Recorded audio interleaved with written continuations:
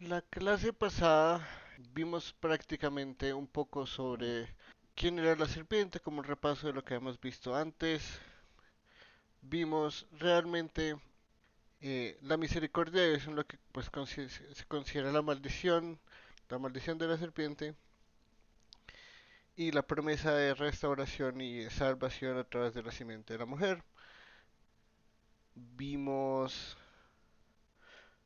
finalmente eso, ¿no? Una enemistad cósmica que Dios hace entre la humanidad de aquí en adelante como consecuencia de la rebelión de los hombres entre dos dinastías, ¿no? Una que va a ser representada por la serpiente y va a ser la gente que vive en rebelión con Dios y la simiente de la mujer que finalmente es el redentor, pero mientras la historia avanza y mientras Jesús llega, son todas las personas de la línea de la promesa que viene de Set como sustituto de Abel hasta el Mesías, ¿no?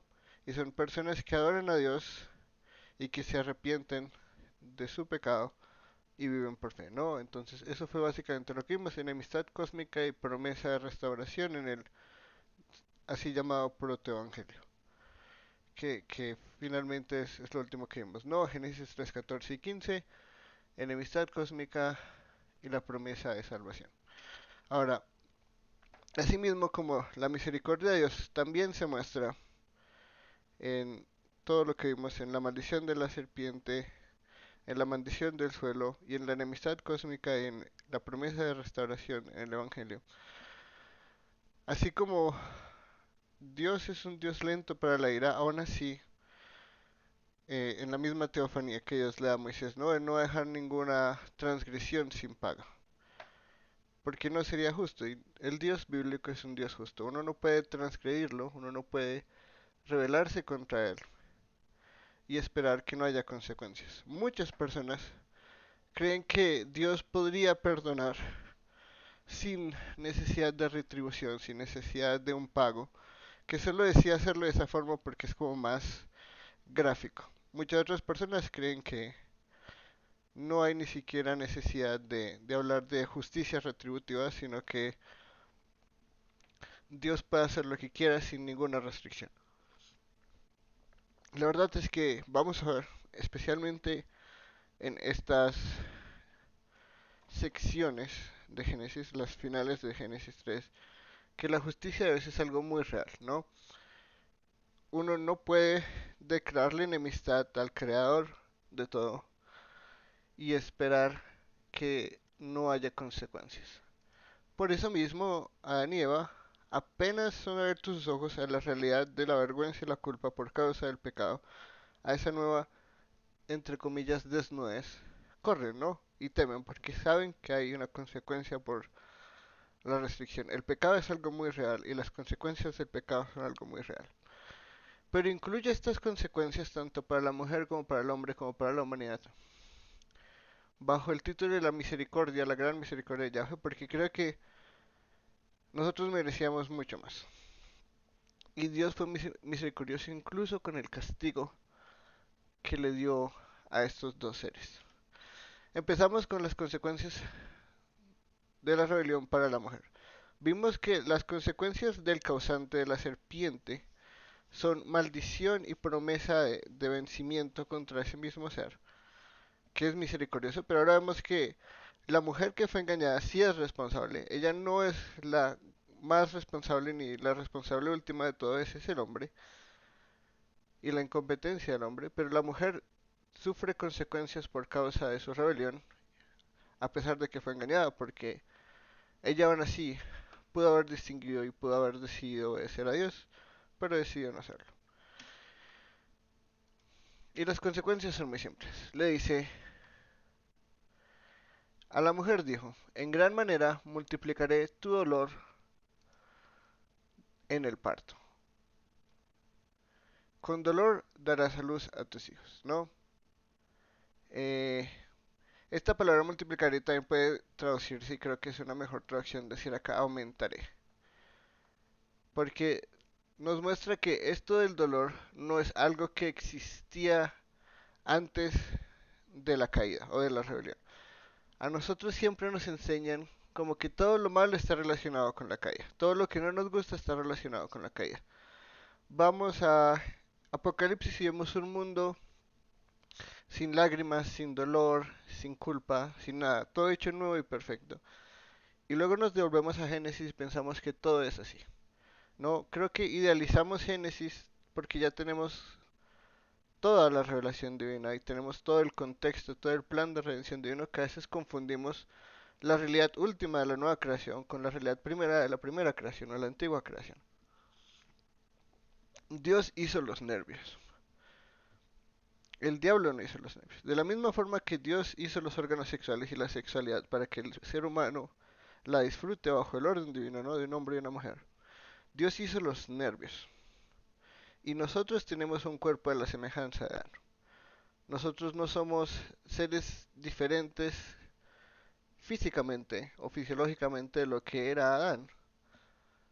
Nuestros cuerpos tienen nervios, el cuerpo de Adán y Eva tenían nervios. Si uno le pegaba a Adán o a Eva, iban a sentir dolor antes de la caída o después de la caída.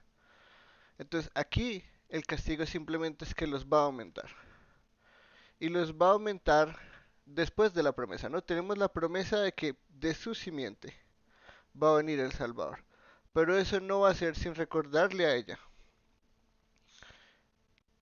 que por ser engañada y por ser rebelde es que este dolor, o sea, este dolor le va a recordar a ella misma su rebelión y a las mujeres de aquí en adelante la rebelión. Pero eso está acompañado de la promesa de redención, ¿no? Ellos van a poder dar a los hijos, que es parte de la promesa. Si el Salvador viene por la simiente de la mujer y la mujer no puede dar hijos, entonces la promesa es vacía. Entonces, sigue teniendo la capacidad de tener hijos y lo vamos a ver después como Eva ve e interpreta toda esta realidad y lo bello que es y cómo muestra su arrepentimiento. Pero mientras tanto podemos entender que el dolor no es por naturaleza malo. El dolor nos ayuda a ver que algo está mal.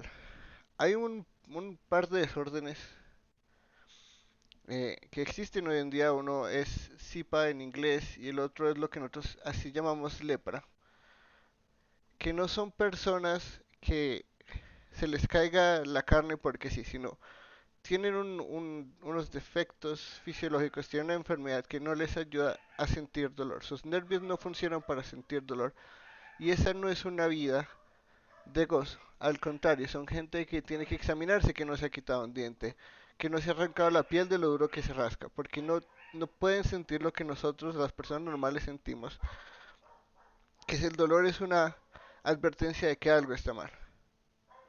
No, si me raspé, me duele, y yo sé que eso está mal, pero esas personas no, a veces incluso se pueden partir huesos o tendones por un accidente que tienen, porque se resbalan y ellos no se dan cuenta. Entonces, el dolor no es algo malo. Pero sí hay consecuencia, ¿no? Y es, la promesa va a venir, el Redentor va a venir, pero va a haber una consecuencia por lo que la mujer hizo. Ni el hombre ni la mujer pueden salirse de esto sin consecuencias y sin pagar. Y esto es un recordatorio a toda la humanidad, ¿no? Porque como Eva, todas las mujeres después de ella también sufren de esto. Esto es algo que va a estar con las mujeres hasta el fin de los tiempos. El dolor es mucho más de lo que originalmente estaba planeado que fuera. Hasta este momento no había estado embarazada Eva. Lo que muchos dicen es que probablemente no estuviera en el jardín 9 meses, pero no dice que estuviera embarazada, ¿no? Entonces lo más probable es que no sabemos realmente cuántos estuvieron en el jardín. Todo es muy especulativo, pero sí sabemos que después de esto fue la primera concepción de un ser humano, biológicamente. ¿Es esto lo que merecía la mujer? Definitivamente no. Sí, cuando vemos las consecuencias por la rebelión, entendiendo el pecado, como lo vimos la clase pasada, como una traición cósmica, como una rebelión, una enemistad consciente contra el Dios que los creó misericordiosamente, en gracia sin merecerlos, los hizo reyes y sacerdotes, gobernadores y, sí, dominadores de toda la creación bajo el gobierno divino. Uno no puede decir que ellos merecían esto. Realmente, como todos nosotros, merecen la condenación eterna. Desde Adán hasta el fin de los tiempos, todo ser humano que vive en rebelión con Dios y en enemistad con Dios y traiciona al Creador bueno y benevolente, no merece esto. Entonces a veces decimos, uy, no, si Eva no hubiera pecado, los partos serían fáciles y chéveres y la gente quisiera tener mil hijos, pero la verdad es que no. Sí, siempre ha habido dolor, es una parte de la biología humana. Los nervios existen. Y esto es misericordioso. Tanto Adán como Eva merecían esta condenación eterna y consciente. Y Dios simplemente les da como una pequeña señal para que recuerden la caída. Entonces tenemos primero la consecuencia. La mujer no puede salir impune de esta situación. Ella tiene que pagar por lo que hizo. Pero va a pagar con una señal. No va a pagar últimamente todavía. Y acá es donde vemos la misericordia en los siguientes versículos, ¿no? Ah, no, primero vemos las consecuencias de la rebelión para el hombre. No, entonces, ¿cuál es la señal del hombre? Con sudor de tu rostro comerás del pan hasta que vuelvas a la tierra, porque ella fuiste tomado, pues polvo eres y al polvo volverás. Entonces, ahora como vimos, hubo una maldición. El hombre es el último responsable de todo.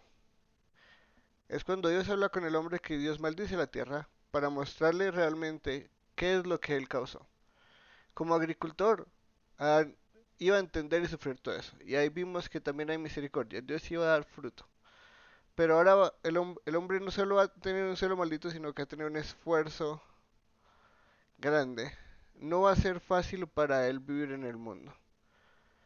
Y no solo eso, vamos a ver como les conté la semana pasada, donde el hombre es incompetente, la sociedad no va a florecer. Donde hay hombres incompetentes, donde hay hombres rebeldes, se va a ver todo esto. Y curiosamente, esto está muy relacionado con estos tres temas, ¿no? El trabajo del hombre va a ser un recuerdo constante, como el hombre, y sobre todo hablando particularmente de Adán, trabaja con la tierra, no es un agricultor. Sus hijos no van a ser agricultores, no todos. Pero es un recuerdo constante cuando él trabaja la tierra con esfuerzo. ¿Quién es él? Que básicamente lo que le está diciendo él es un pedazo de tierra, ¿no? Él es polvo más de la tierra. Él tiene que vivir constantemente trabajando la tierra con mucha dificultad, una tierra maldita que no le va a dar fruto, que no va a ser fácil para dar frutos y que ahora está llena de cardos y de espinas como consecuencia de su rebelión. Y va a vivir con este recuerdo, ¿no? Que él es un pedazo de tierra, un pedazo de polvo, y que todo este trabajo duro lo va a llevar a eso, ¿no? Y esto es aún más triste cuando entendemos cuánto vivía la gente en esa época. Eh, Más de 900 años, en su mayoría. Por lo menos de los que no, Moisés nos da un registro histórico. Puede que algunos vieran menos de 900, pero digamos que el promedio era entre 800 y 900 años. Eso es un montón de tiempo trabajando y usando. Es más, es tanto que cuando Noé nace, el nombre Noé es alivio, ¿no? Ellos quieren un alivio de esta maldición, porque no es fácil vivir 100 años en una tierra maldita, mucho menos 900. Nosotros vivimos en una realidad muy diferente a la que se vivió hasta el diluvio, y ya veremos eso en detalle después. Pero esta es una vida de bastante dolor. La señal del hombre es muerte, muerte física, que es un reflejo de la rebelión del hombre que lo mata espiritualmente. Y ya veremos más eso de muerte espiritual y muerte física en un momento. Pero en este momento le está recordando esto, ¿no? El hombre realmente no es nada especial. Dios lo hizo especial. El hombre, como toda la creación, es un pedazo más de tierra, es polvo, no es nada especial y va a tener que vivir con esta señal toda su vida. Y por todas las generaciones. Hoy en día no. También algunas veces decimos que trabajamos para morir. No, trabajamos para sobrevivir el día a día, tener ciertas comodidades, pero después de todo lo que nos espera es nada, es terminar en la tierra como todos los demás antes de nosotros. Esa es algo bastante fuerte comparado con Eva, ¿no? No es algo tan simple como simplemente multiplicar los dolores de parto. Y eso solo nos muestra lo que ya era seguro y cierto desde que Adán dejó que la serpiente engañara a Eva, y es que el hombre es el responsable de todo y el hombre es el que tiene que sufrir la condena más severa. Y aún así, no es tan severa, ¿sí? No es tan severa como el hombre merece. Así como la de la mujer es dura, porque no vamos a decir que el dolor de parto no es algo duro. Es más, mucha gente se aterra de esas cosas y prefiere no tener hijos a vivir con ese dolor y esa experiencia tan dolorosa. Pero el hombre es mucho peor, ¿no? El hombre tiene que vivir en un mundo del que antes era dueño y que de alguna forma está rebelde contra él. Así como él es rebelde contra Dios, va a vivir en un mundo donde nada va a ser fácil, donde le va a tocar luchar todo. Y en medio de todo eso recordar, trabajando en la tierra, que él es un pedazo de tierra y la consecuencia de su desobediencia es pasar del trono y de la corona de la creación a un pedazo más de tierra que se va. ¿Sí? Como lo dirá después el predicador en Eclesiastes. ¿Sí? Somos vapor, nuestra vida es vapor, nuestros logros son vapor. Esto es el principio de todo ese entendimiento de sabiduría de la realidad humana bajo el sol. Empieza con el castigo del hombre. ¿Es tan severo como debería? No. Yo aún así creo que tanto Adán como Eva recibieron un castigo muy menor al que merecían. Y todo eso es misericordia de Dios porque empieza con la promesa, empieza condenando a la serpiente, la acosante, castigando a la engañada responsable y castigando al hombre, el último responsable, porque él era el rey y señor de todo, encargado por pacto divino y con entendimiento completo de esta realidad, y se revela conscientemente. Y finalmente vemos las consecuencias de la rebelión para la humanidad, de aquí en adelante. Entonces el Señor Dios dijo, ahora el hombre ha venido a ser como uno de nosotros, conociendo ellos el bien y el mal. Cuidado ahora, no vaya a extender su mano y tome también del árbol de la vida, y coma y viva para siempre. El Señor Dios lo echó del huerto del Edén para que labrara la tierra de la cual fue tomado. Expulsó pues al hombre y al oriente del huerto del Edén puso querubines y una espada encendida que giraba en todas direcciones para guardar el camino del árbol de la vida, ¿no? Entonces, este es un tema que van a ver durante toda la Biblia y es el tema del exilio.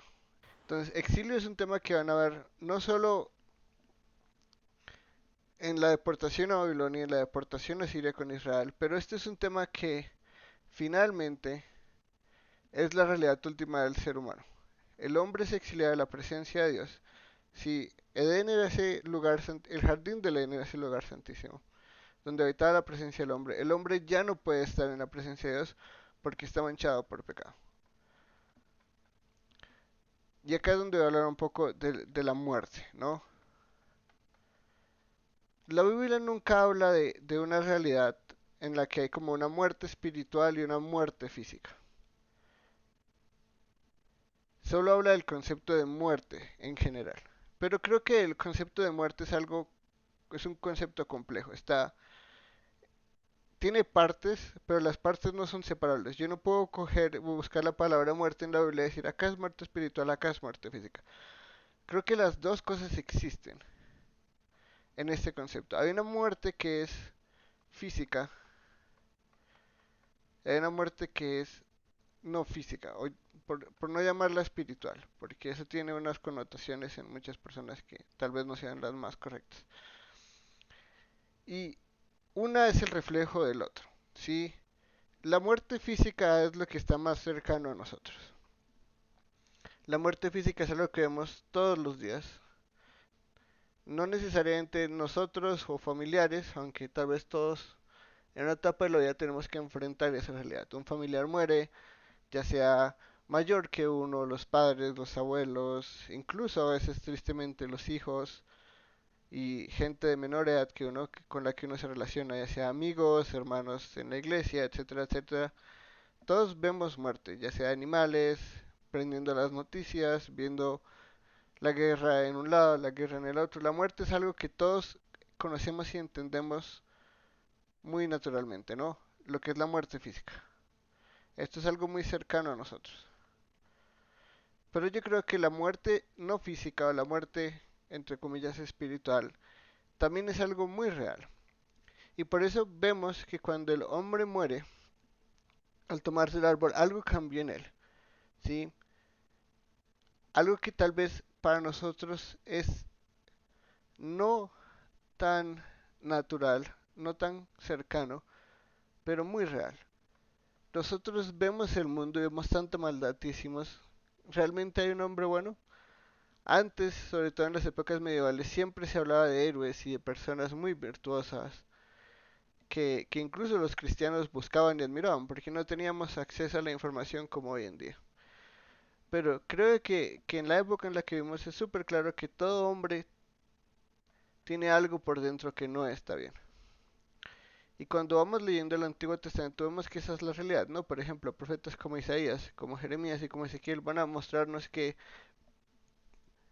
el pueblo de Israel, incluso eh, antes de ser exiliados, seguía viviendo esa vida ritual que estaba en la Torá de Moisés. Pero sus corazones estaban completamente aparte de Dios. El problema nunca era una realidad física, sino una realidad espiritual. Entonces, para mí, yo diría que el concepto de muerte tiene un concepto que podríamos llamar acá inaugurado y un aspecto consumado, que es la muerte física, ¿no? Realmente, la muerte física es un reflejo de que ya estamos muertos. La muerte física es un reflejo de que hay algo en el hombre que en el principio estaba. El hombre, antes de caer en pecado, antes de elegir rebelarse contra Dios, podía decir lo bueno y lo malo. El hombre tenía la capacidad de ver y entender el bien y el mal. Luego vamos a ver que después de la rebelión, eso no es así. Pablo lo dice de muchas formas, ¿no? Pero dice, estamos muertos en nuestros delitos y pecados. El Dios de este mundo ciega los ojos de las personas. Ellos escuchan pero no oyen.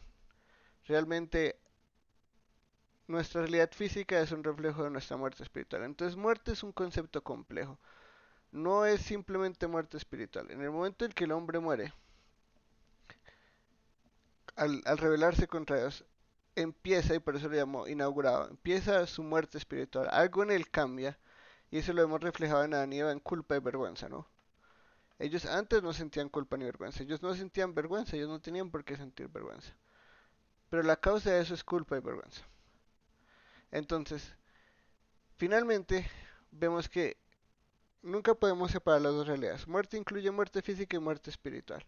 Y que las dos no sean al tiempo, no es porque Dios sea un mentiroso, sino porque Dios es misericordioso.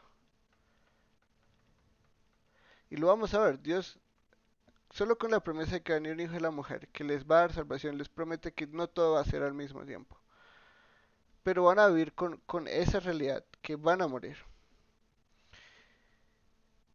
Y acá vemos finalmente que lo último que la serpiente les prometió se cumple, ¿no? Yo creo que este es un comentario irónico de parte de Moisés con respecto a lo que les promete la serpiente, porque les promete que sus ojos van a ser abiertos, la serpiente les promete que no van a morir y y les promete que van a ser como Dios, ¿no? Creo que eso simplemente es un comentario irónico acá, ¿sí? Porque de alguna forma el hombre ya era en relación a Dios como Dios, ¿no? Si usamos como a semejanza a Dios. Este es un comentario de la realidad que el hombre decía tener. Y de nuevo vemos que conocer el bien y el mal es un término de rebeldía y de autonomía contra Dios. Eso lo vimos en la clase pasada, que es autonomía moral, es la forma de autorregularse, elegir el reino del Dios. Entonces, esto es un comentario, yo creo, irónico por parte de Moisés, diciendo como, ay, Dios dice, ahora el hombre, como la prometió la serpiente, es uno de nosotros, pero no en un sentido real, como que algo diferente cambió, sino en el sentido de que su decisión los llevó a autonomía moral y autonomía moral a rebeldía. Y así como la muerte es la consecuencia de comer del fruto, exilio, porque la gente está muerta, era lo que define al ser humano de aquí en adelante, es lo que viene.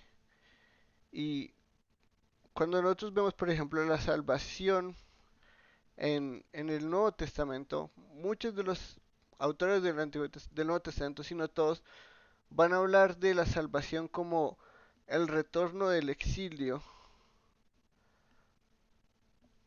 finalmente que esto se va a representar por Éxodo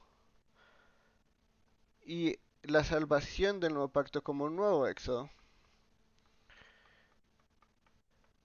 Porque Dios quiere restaurarlo todo. Pero ahora esto es un problema. El problema es que ahora, como el hombre ha pecado, la ira de Dios reposa sobre él. Eso es Romanos 1. La ira de Dios está sobre toda iniquidad humana.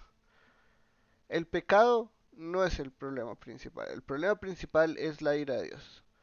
Porque ya no puedo estar yo en la presencia de Dios. Ahora está la ira de Dios, que es su justicia ejecutora.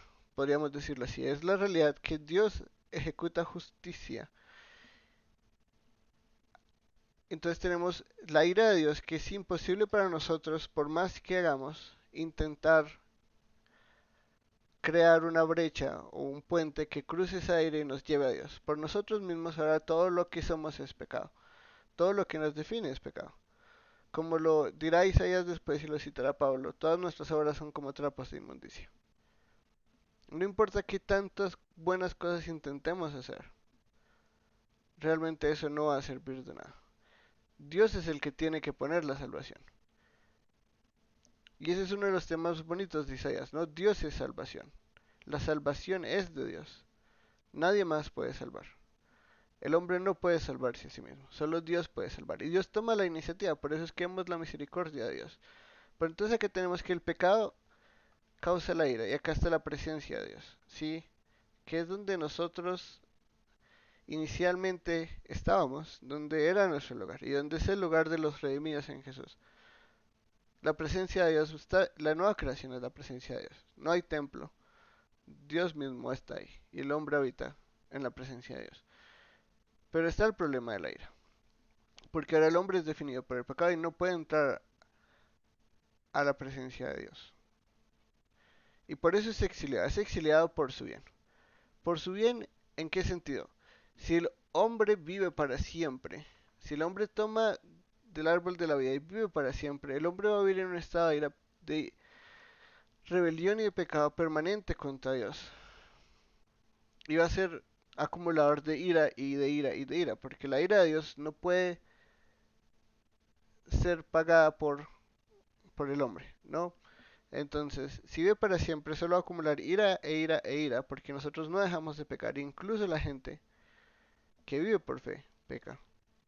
En esa época y en nuestra época, en las épocas del Antiguo Testamento y en la época del Nuevo Testamento, todo eso tiene que ser pagado por, y si hay una infinitud de pecados,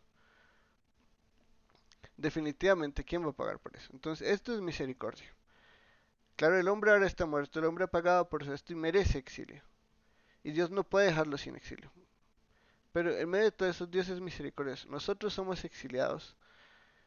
Incluso ese tema lo vamos a ver después en Daniel, en la vida del exilio de Israel y lo que significa eso para el pueblo de Dios. Pero este es el primer exilio. Y acá es donde podríamos decir que empieza, entre comillas, la teoría bíblica del exilio. Si uno quiere estudiar exilio, en la Biblia uno empieza acá. Uno no empieza en Éxodo, uno empieza acá. Porque este es el último exilio. Y para entender realmente lo que es exilio tenemos que ir acá, no a Éxodo. Porque Éxodo es un tipo de esto, ¿no? Es un tema que nos lleva al exilio original del hombre. Pero Dios es misericordioso. Dios no deja que viva para siempre para que no esté en enemistad para siempre con él. Y lo echa del huerto porque, de nuevo, no pueden vivir sin castigo. Ya, la mujer tiene castigos particulares, el hombre tiene castigos particulares, pero ahora el hombre, la humanidad, va a recibir castigo. Y ese es exilio. Y esto para que la tierra de la cual fue tomado es un recuerdo de lo que vimos con Adán, ¿no? Muerte. Pero esta muerte, como vimos, no es solo física, sino es un término complejo que implica una realidad no física, una realidad física, que ambas mueren en diferentes tiempos, pero ambas mueren. Y finalmente, vemos acá que el querubín, ¿no? Como decía Ezequiel 28, el querubín que va a proteger del Edén es echado, expulsado, y en su lugar son puestos querubines fieles. Y estos sí son seres angelicales, ¿sí? Ángeles, que son fieles a Dios hasta el final. Desde ese momento hasta el diluvio nadie nunca entró al jardín del Edén, pero todos podían ver esos seres y esa espada encendida que protegían el camino al árbol de la vida. Y eso es muy importante porque vamos a ver que la depravación del hombre, no la de Aníbal, porque curiosamente ellos sí se arrepienten y viven una vida piadosa bajo el gobierno de Dios, pero la mayoría de la humanidad no va a ser arrepentida y no va a vivir por fe. Y proteger la entrada al jardín del Edén y proteger que el hombre sea un rebelde siempre contra Dios.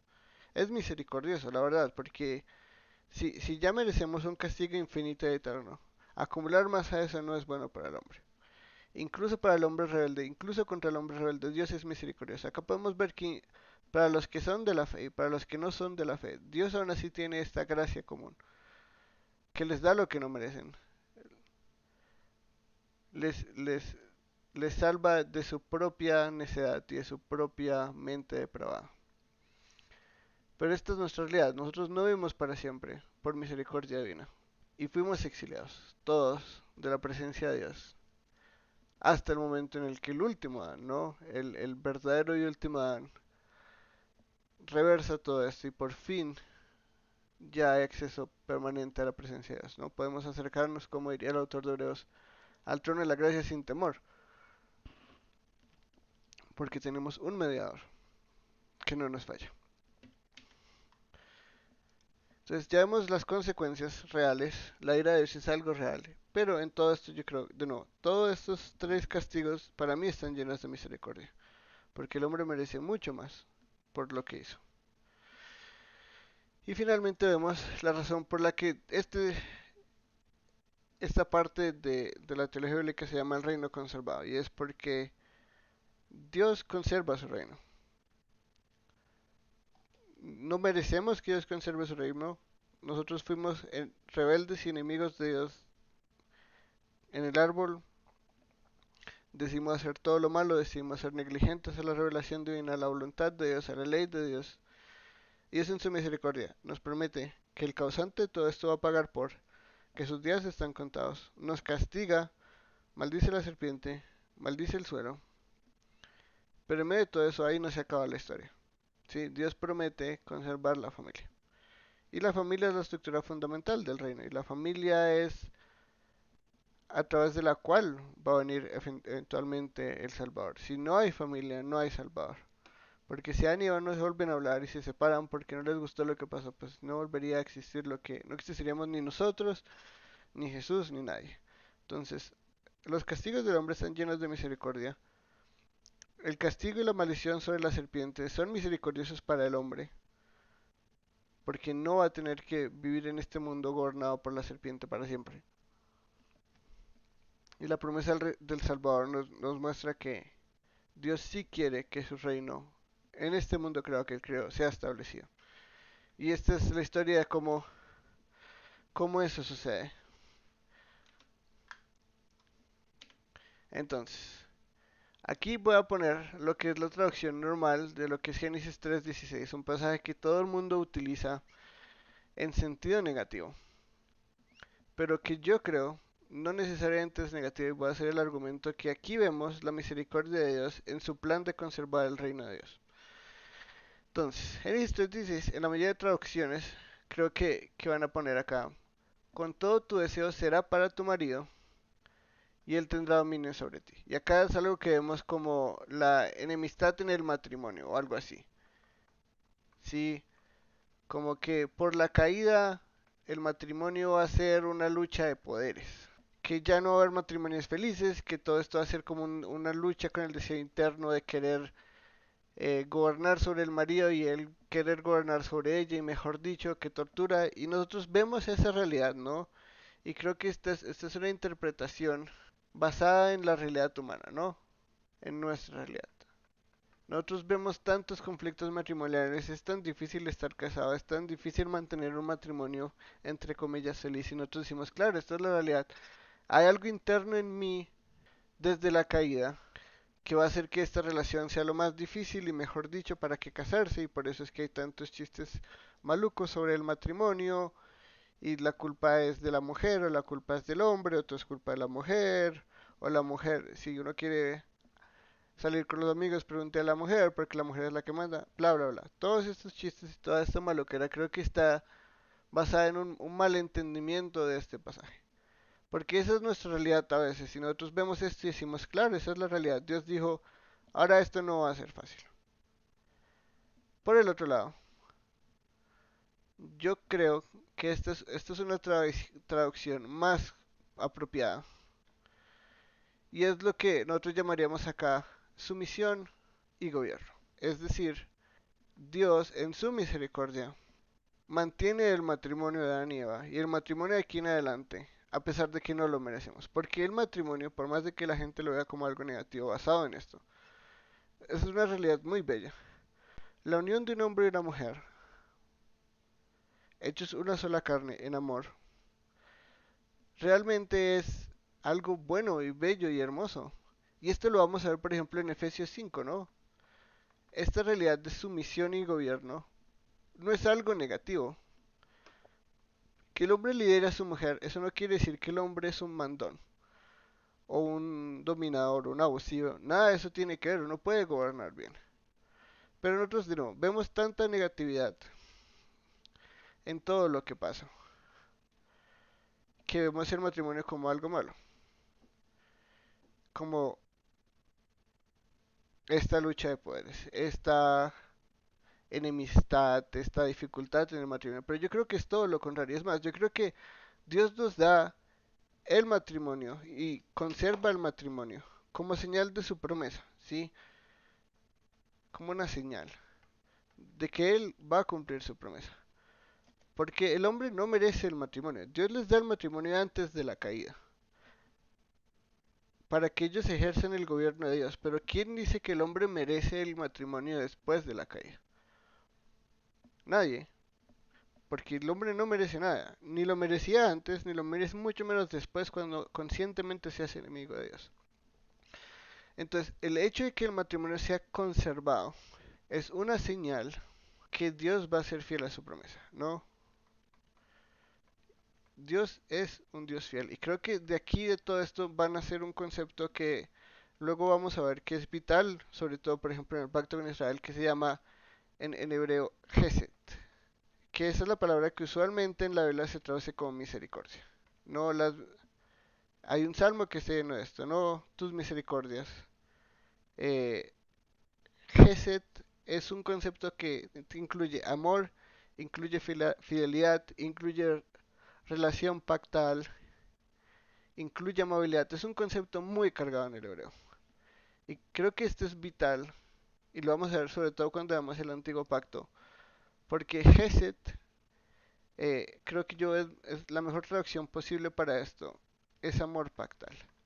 Y vamos a ver lo importante que es la relación pactal de Dios para el hombre y el amor que él tiene, al, un amor que es pactal, está en una relación establecida por un pacto y es fiel a ese pacto, ¿no? Por eso el concepto de fidelidad está en ese concepto de Gesed.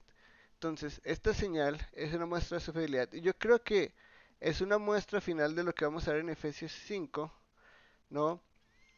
Porque cuando Pablo piensa en el matrimonio o en un ejemplo del matrimonio, él no utiliza a Adán y Eva, por ejemplo, que son el primer matrimonio.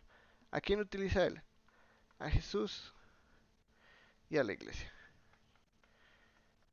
Si el matrimonio fuera tan malo, no tendríamos el antitipo más bello de todo el matrimonio en la relación de Jesús con su iglesia. Hombres, amen a sus mujeres como el Mesías ama a la iglesia, como Jesús ama a la iglesia y se hace mismo por ella. Mujeres, sométanse a sus esposos como a Jesús, como al Cristo, como al Mesías. Eso es una realidad bella, eso no es una realidad torturosa, no es una realidad de conflicto, no es una realidad de enemistad ni de lucha de poderes, al contrario, es la relación perfecta.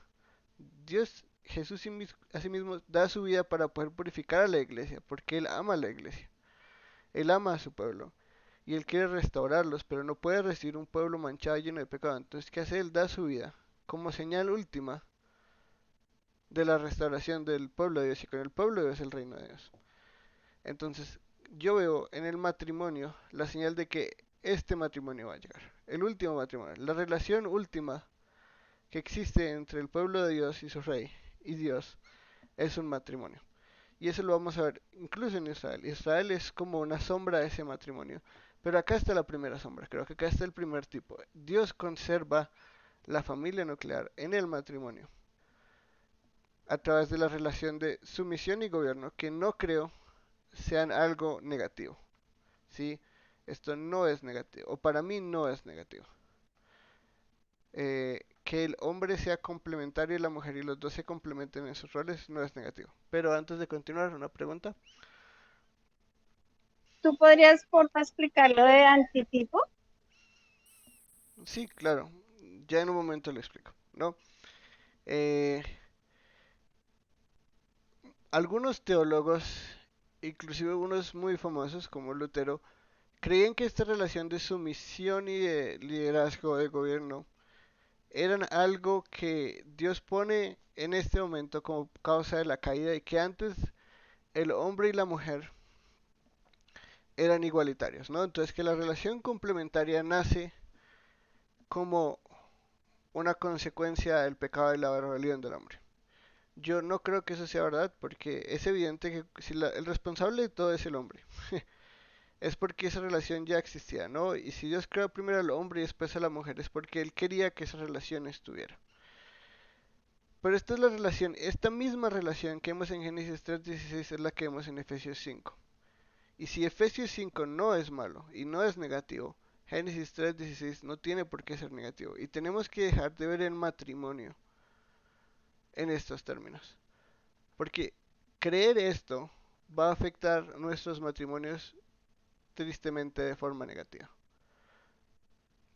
Y sobre todo cuando pasamos a la realidad de Efesios 5, redimidos en Jesús, esto es aún más bello. Porque acá todavía no estamos redimidos, acá todavía no está el Espíritu Santo en Adán y Eva. Eso no pasa ni siquiera en Israel. No todo el mundo en Israel tiene el Espíritu Santo. Nosotros vivimos una realidad mucho, mucho, mucho superior y mucho, mucho, mucho más feliz que lo que Adán y Eva. Pero acá hay esperanza. Y yo creo que ellos que Adán y Eva ven esto como una señal de esperanza, no como una señal de maldición. Y es por eso que yo llamo a Génesis 3 la gran misericordia de Dios, porque eso está lleno de gracia por donde lo pinten. Por donde lo pinten está lleno de gracia. Eso no es un pasaje de cómo todo salió mal y por qué ahora todo el mundo es así de terrible. No, es al contrario. Porque en un mundo tan terrible hay misericordia. Porque en un mundo tan terrible hay gente que se preocupa por el prójimo, ama al prójimo. Porque hay caridad, porque hay cosas tan buenas. Y es porque Adán y Eva entienden y ven la misericordia de Dios. Este concepto que después se va a desarrollar en el pensamiento israelita, la Gesed de Dios, la Gesed de Yahweh, es algo real. Ahora sí me dedico a explicar un poquito eso que es el tipo y el antitipo, eh, por la pregunta que me hicieron.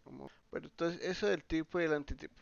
Básicamente el estudio tipológico es que hay temas, o vamos a llamar tipos, que tienen un antitipo en el futuro y se cumplen en Jesús. ¿Sí? Es decir, cuando Pablo dice todas las promesas de Dios son sí en Jesús, está hablando de esto. Ustedes a veces van a leer y van a ver y entender un tema o algo que decimos, uy, eso se cumple en Jesús, pero no es como una profecía, ¿no? Por ejemplo, digamos José. José y la vida de José, la injusticia de José y cómo la famosa frase Dios utiliza para mal lo que Dios utiliza para bien lo que los hermanos pensaban para mal, ¿no? Que es la misma palabra en hebreo. Dios pensó para bien lo que ustedes pensaban para mal. Y simplemente es, ustedes querían hacer mal, pero Dios quiere hacer bien a través de su mal y así es soberano es Dios.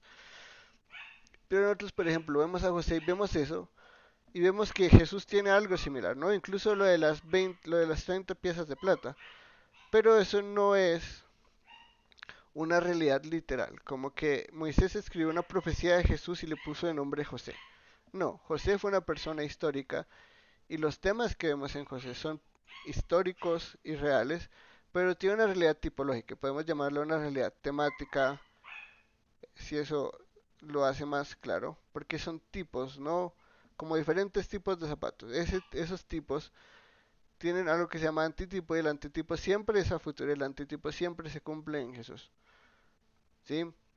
Entonces, finalmente, los tipos se cumplen en Jesús y Jesús a nosotros como mediador, ¿no? Entonces, nosotros no podemos ir a la Biblia buscando promesas directamente para nosotros, porque las promesas se cumplen en Jesús.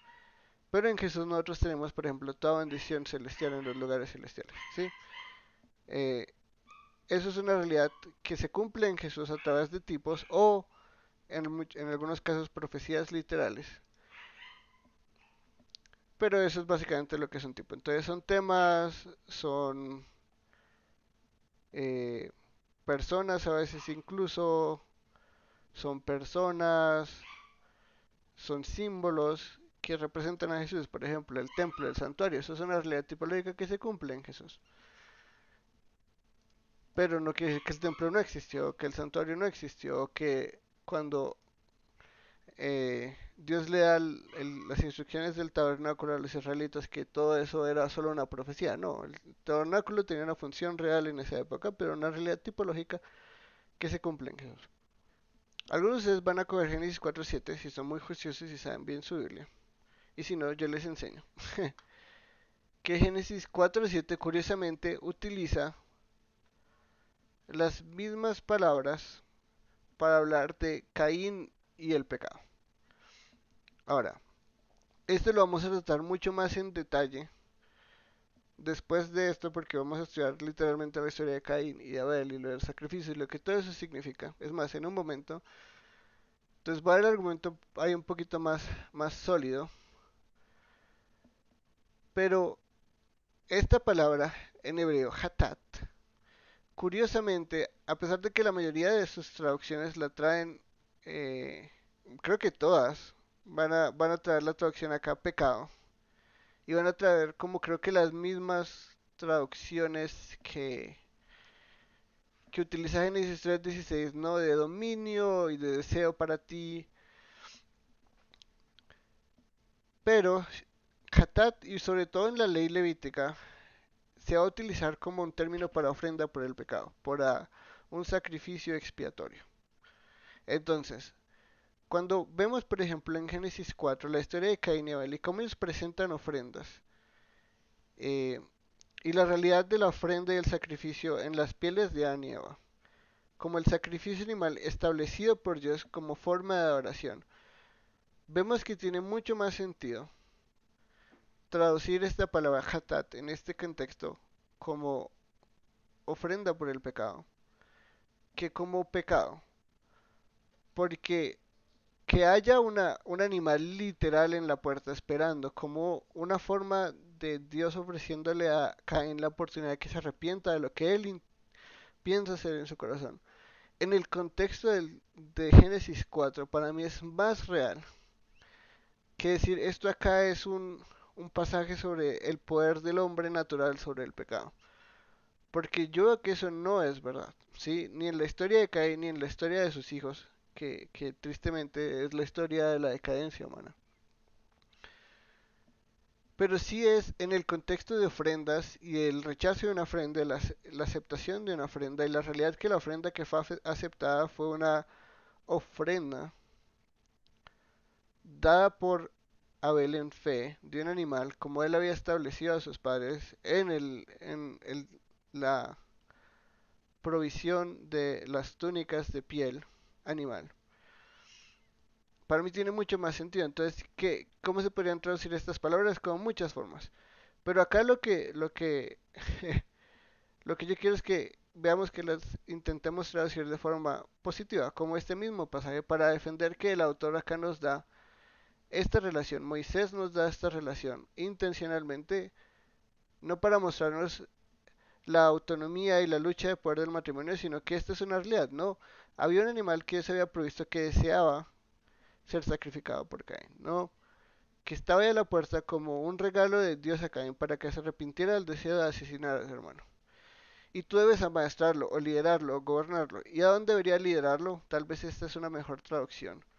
Lo puse como maestrar porque tal vez pensé que viéndolo como un animal es una mejor palabra, pero ¿a dónde debería liderarlo? Yo creo que al altar, ¿sí? al altar a ser sacrificado, como así su hermano Abel antes había hecho en sacrificio. Entonces, esto no es necesariamente negativo, ¿sí? Entonces, si esto no es una lucha de autonomía, que no tiene sentido para mí en el contexto de ofrendas y sacrificio de adoración, que es Génesis 4. Sí, no tiene para mí sentido que de la nada Moisés cambie el tema de ofrendas y adoración a autonomía del hombre sobre el pecado, gobierno del hombre sobre el pecado. Si esto es verdad, entonces eso también es verdad. Y eso quiere decir que el matrimonio sí Dios lo conserva. Y no es un castigo y no es una carga, sino al contrario, es una bendición de Dios. Y esto es gracia, gracia sobre gracia. De la misma forma que Dios acepte un sacrificio de un pecador y le dé la oportunidad de arrepentirse, es gracia. Pero entonces yo sé que esto van a decir, qué loco, esto nunca lo he escuchado, esto es nuevo y si es nuevo no puede ser verdad. Pero no es nuevo, no soy el único que cree que esta es la mejor traducción. Eh, Matthew Henry, el puritano, que tiene un comentario sobre toda la Biblia, también tenía esta interpretación de Génesis 4:7. Adrian Judson, que fue un misionero a Papua, el primer misionero a Papua, eh, y una vida muy dura, pero muy, o sea, en serio, si no conocen a Adrian Judson, una biografía de él, súper recomendada, una vida de un hombre que realmente dio todo por Dios y lo sufrió todo para dar y llevar el evangelio a una civilización bastante salvaje. El comentario de Jameson Fawcett Brown, que si ustedes han oído Charles Spurgeon, ese era el comentario que él decía era su favorito para usar, también incluye esta interpretación. La traducción literal de Young también la incluye, entonces no es algo nuevo, no es algo que yo me inventé, es algo que muchas otras personas, aparte de yo, han creído y que cuando estudiamos el hebreo creo que tiene mucho más sentido entender que esta palabra tiene un rango semántico y que aunque sí se puede traducir como pecado, como la acción de pecar, como la realidad del hombre pecador, en el contexto tiene mucho más sentido y en comparación con Génesis 3:16, ambas de la mano, podemos ver que no es algo necesariamente negativo, eh, sino que al contrario, es algo positivo y nos muestra que Dios sí conserva la familia y esa era la intención de Moisés en este pasaje. ¿Alguna pregunta respecto a esta sección? Pues sí, Natalie, Daniel, ay, pues bueno, primero me disculpo por conectarme tarde, está bien. pero entiendo que estás, es decir, ahí cuando le dice a Caín la ofrenda del pecado, la ofrenda por el pecado ya sea la puerta y te desea, eso es, no entiendo, es el, es decir, que la ofrenda está como lista para ser ofrecida, valga la redundancia, o, o la ofrenda por el pecado, ya sea la puerta, lo que quiere decir es ahí sus pecados están siendo evidentes o le está diciendo la ofrenda por el pecado como entendiéndose el arrepentimiento. Es que no entiendo la frase de, no sé si de pronto ya la habían explicado antes de que yo llegara, pues me disculpo con los demás asistentes tal vez. Y lo otro, tú debes amaestrar la ofrenda por el pecado, es que no, me pierdo, mejor dicho, no entiendo nada. Ok, está bien, yo explico, no te preocupes. La ofrenda por el Gracias. pecado es un animal, ¿no? Eso hay que entenderlo. Entonces, cuando yo leo esto digo, hay una ofrenda, hay un animal que yace a la puerta. Porque esto lo voy a explicar específicamente esta sección de Génesis 4:7 más adelantico en detalle. Lo que les quería mostrar, esto acá podrías también traducir liderar y tal vez lo vaya a corregir en las diapositivas después. Liderar. Puse a maestrar para que les diera el sentido de que esto era un animal, pero tal vez no funcionó mucho. Eh, pero sí, entonces pensemos en la ofrenda por el pecado como un animal que está literalmente en la puerta de la tienda de Caín y que cuando hablamos de deseo estamos hablando de ese mismo deseo, un deseo positivo. Él quiere someterse a Caín, quiere ser ofrecido por Caín para pagar por el pecado, ¿no? Obviamente no literalmente porque sabemos que los sacrificios últimamente son un símbolo del último sacrificio, pero es un sacrificio real. De la misma forma que Abel ofreció un animal como sacrificio. Y tú debes liderarla, tal vez, voy a poner esa mejor traducción, y a dónde debes liderarla al altar, porque los animales y los sacrificios a Dios se hacen en un altar, no en cualquier lugar.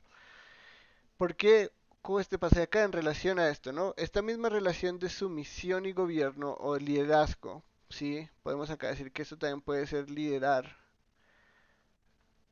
Entonces, es la misma relación sumisión, liderazgo o gobierno, sumisión en ambos pasajes. Y no lo veo como algo negativo. Que uno lidere a un animal a ser sacrificado en el altar es agradable a Dios, porque eso es lo que Él ha establecido. Y que el animal desee ser sacrificado porque Dios lo ha puesto ahí para eso, no es algo negativo. Entonces, lo que yo quiero mostrar con esto, más que específicamente tratar con Génesis 4.7, que vamos a tratarlo en detalle tal vez más tarde, hoy o la siguiente semana, es mostrar que esto no es negativo necesariamente. Y si esto no es negativo necesariamente, esto no tiene por qué ser negativo necesariamente. Eso es lo que estoy intentando mostrar. Que esta relación sumisión, liderazgo, sumisión, gobierno, no es negativa. Ya luego explicaré más en el contexto de Génesis 4.7, en mucho más detalle, por qué creo que esta es la posición correcta basada en el contexto del capítulo. Pero más que todo solo quiero hacer una relación entre estas dos palabras que son las mismas en el hebreo en los mismos tiempos. eh, y, y que son intencionalmente, están, bueno, no son los mismos tiempos verbales, pero son las mismas palabras. Intencionalmente tienen la misma estructura. Pero bueno, luego si vemos una clase de hebreo les enseño eso en más detalle. ¿Pero eso responde a tu pregunta? O sea que cuando le dice ahí la condición, pero si no haces bien, lo que quiere decir es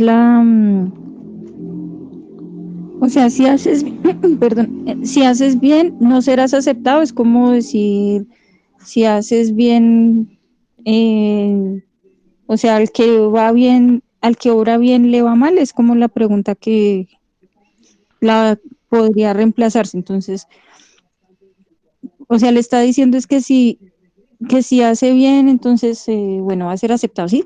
Y dice, pero si no haces bien, entonces lo que dice así, pero si no haces bien, lo que entiendo que dice después es que si no hace bien, lo que necesita es el arrepentimiento. Sí, eso sería, haría más sentido. Pues lo que te digo, la mayoría de traducciones van a tener acá solo pecado y esto lo van a mostrar de forma negativa como una lucha de poder autónomo del hombre sobre el pecado y la lucha del hombre y la mujer en el matrimonio. Pero no lo voy a decir. Ahora, esto si haces bien creo que es vivir bajo el gobierno de Dios, ¿no? Ujú. Eso lo voy a explicar, de no, los voy a explicar con mucho más sentido cuando lleguemos a esa sección, pero esto es vivir bajo el gobierno de Dios y eso implica la obediencia de Dios al sacrificio de animales que vamos a ver establecido al final de Génesis 3. Eh, Mm, y si se, entonces, como la ofrenda de Abel fue aceptada, porque estamos hablando de este mismo contexto, ¿no? Entonces, ¿por qué está hablando de vale, aceptación y rechazo?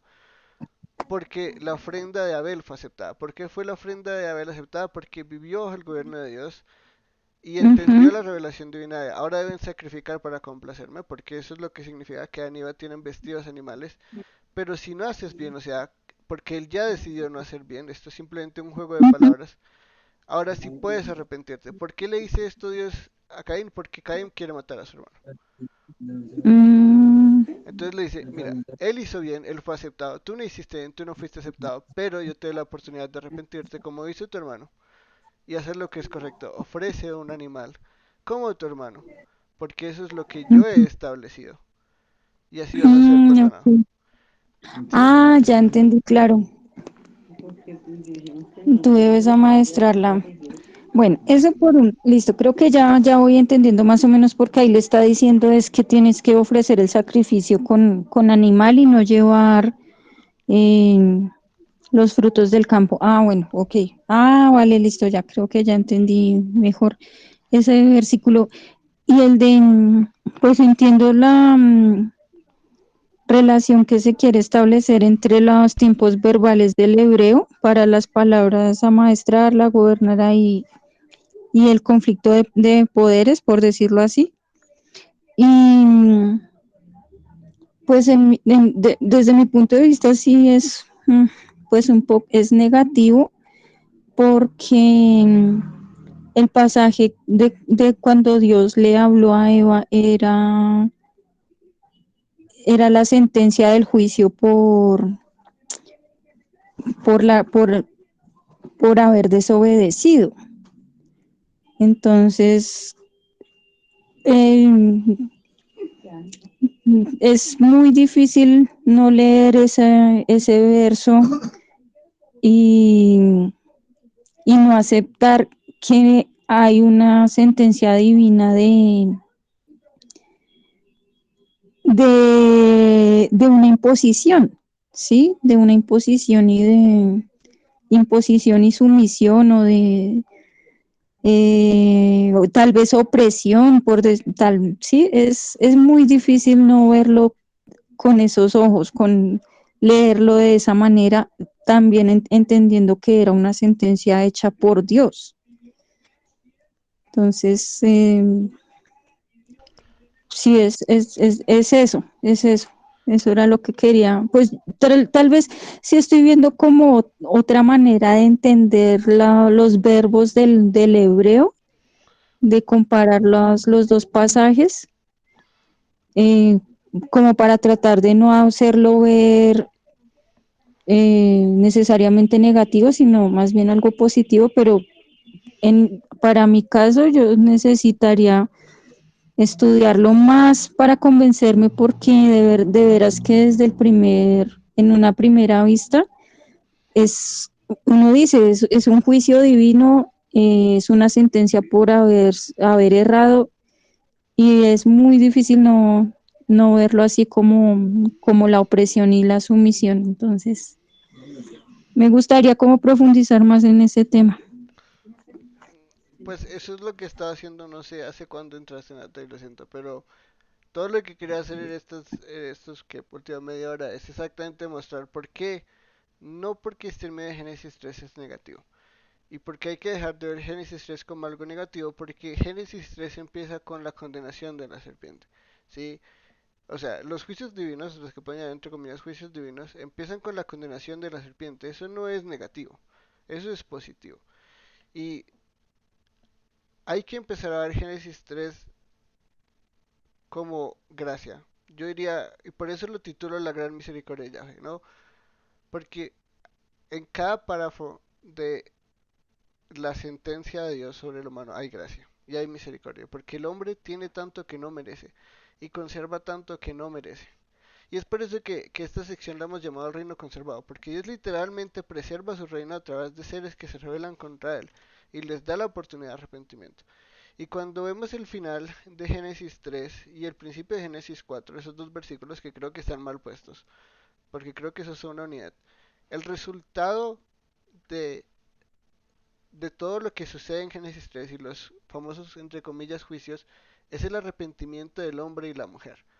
Si todo esto fuera una sentencia sin pausa de juicio tras juicio tras juicio tras juicio tras juicio, ¿por qué el hombre y la mujer se arrepintieron?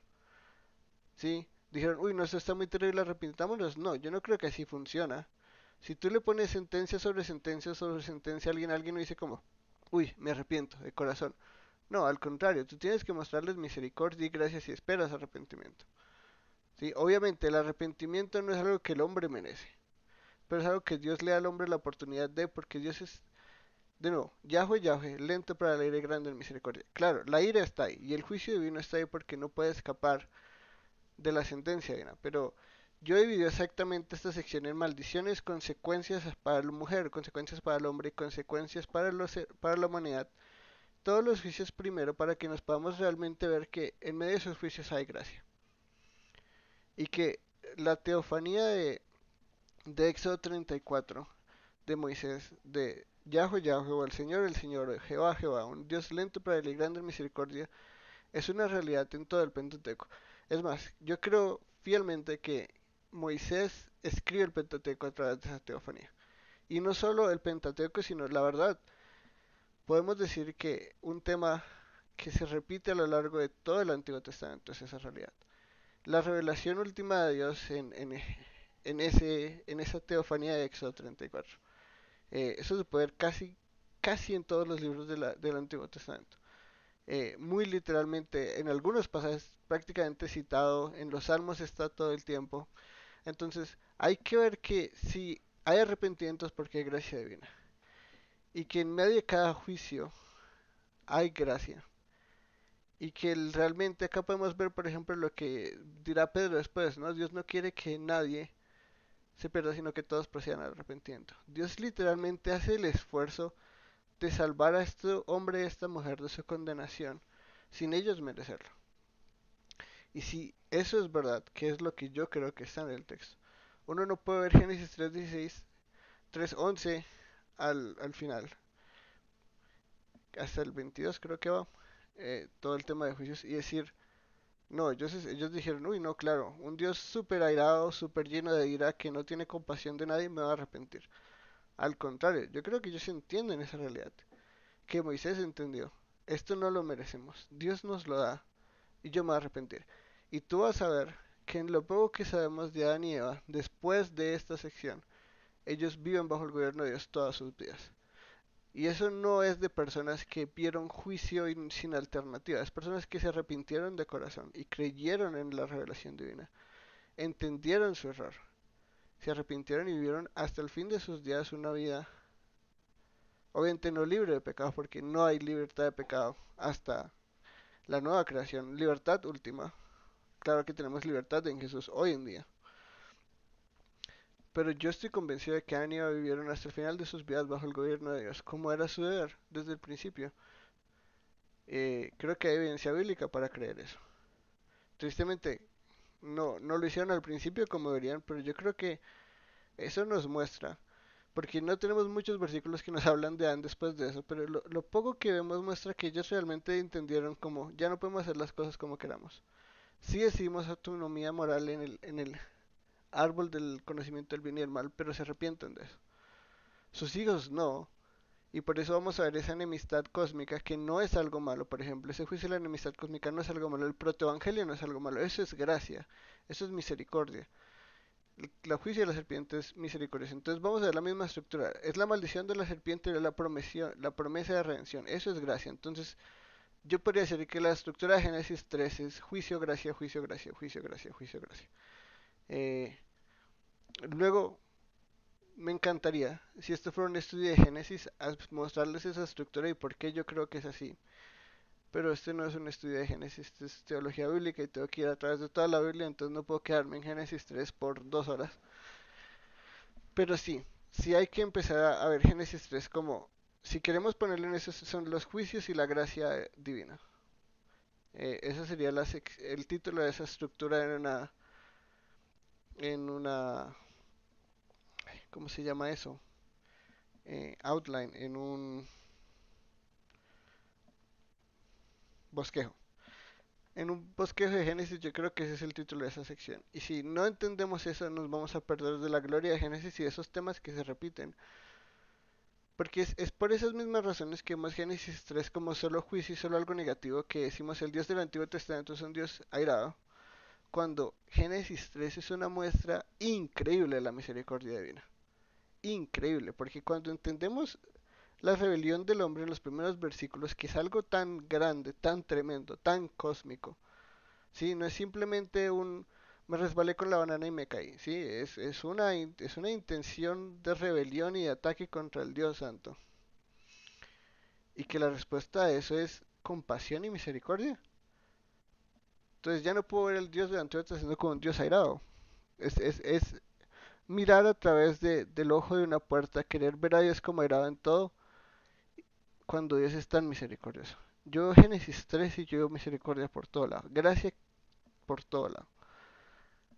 Claro que hay juicio, porque Dios no es injusto, pero sus juicios están llenos de misericordia. Realmente.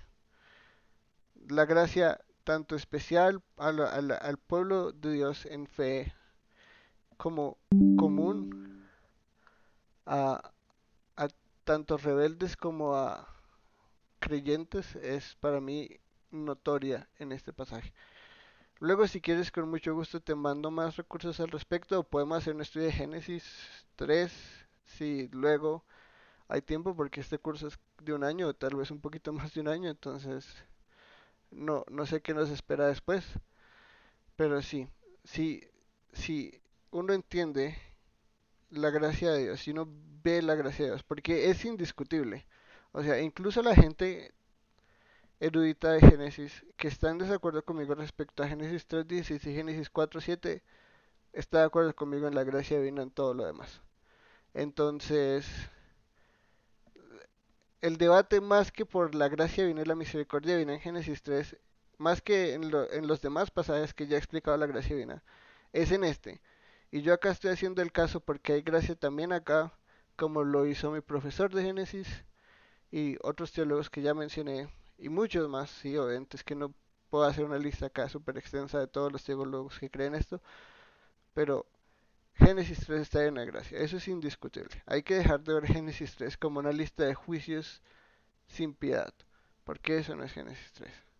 Génesis 3 es al contrario, la misericordia de este Yahweh, este Dios tan maravilloso. Vale, Daniel, no, pues muchas gracias por hacer por subrayar la misericordia y la gracia de Dios, que siempre es necesario tenerla presente, de veras, bueno, gracias sí, por recordarla, por subrayarla, que no nos sino para evitar caer como en un desenfoque o algo así. No, de nada, y sí, es que yo creo que es importante, porque sí, cuando nosotros a veces leemos tan rápido o no entendemos ciertas cosas, por ejemplo, Marcio, un hereje del siglo segundo, dividió el Antiguo y el Nuevo Testamento y decía que el Dios del Antiguo Testamento era un Dios iracundo, exactamente, yo creo por eso, ¿sabes? Por en vez de ponerse a detallar y entender los contextos de los pasajes, leer rápido y decir, eso es ira, ese Dios es iracundo, es un Dios malo, mientras que el Dios del Nuevo Testamento es un Dios bueno, y eso hizo un canon del Nuevo Testamento sin Antiguo Testamento, fue una cosa loquísima. Yo creo que todo eso está exactamente en esto. Yo por eso quiero mostrarles la unidad de la Biblia y que el Dios misericordioso no es algo nuevo que aparece de la nada en Éxodo 34, es algo que es revelado sin ese título toda la historia de la humanidad hasta ese momento y la historia bíblica también. Pero bueno, ahora sí seguimos y lo quiero mostrar exactamente con esta sección que es el arrepentimiento del hombre y el arrepentimiento de la mujer. Ya sea que en Génesis 3:16 haya o no haya gracia divina en la conservación del matrimonio, en lo demás sí hay gracia. Y esa gracia viene con arrepentimiento. ¿Cómo se ve el arrepentimiento? En pasajes que a veces nosotros pasamos por alto y decimos, ay, le cambié el nombre a la mujer, gran cosa. Pero esto es arrepentimiento. El hombre, este es nuestro Adán, puso por nombre Eva a su mujer, porque ella era la madre de todos los vivientes. Este es el arrepentimiento del hombre. Esta palabra Eva es un juego de palabra con la palabra Hei en hebreo, que es vida, ¿no? Y por eso les dice que se llama la madre de los vivientes. Eva y madre de los vivientes es un juego de palabras, entonces quiere relacionarlos. Tanto el nuevo nombre ya no es Isha, el complemento del Ish, ¿sí? Ya no es la varona que complementa al hombre, la ayuda idónea del hombre, sino que ahora su nombre es algo nuevo. ¿Alguien se atrevería a hacer la asociación de por qué Eva, la madre de los vivientes, muestra el arrepentimiento del hombre?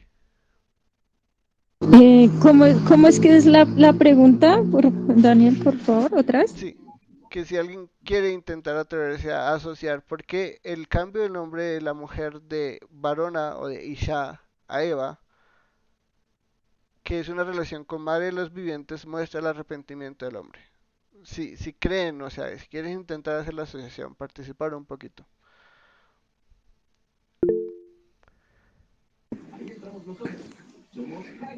Alguien escribió. Sí, eso veo. Mati. Tal vez porque pues ponerle por ese nombre pues demuestra que él cree la promesa que les hizo Dios, ¿no? De que va a venir redención, de que la serpiente va a ser derrotada, que la simiente de la mujer, que pues va a hacer todo lo que va a hacer, eh, va a venir por esa vía. eh, y pues no sé, yo por ese lado de la fe, pues veo la conexión con el arrepentimiento. Ok, gracias, Natalie.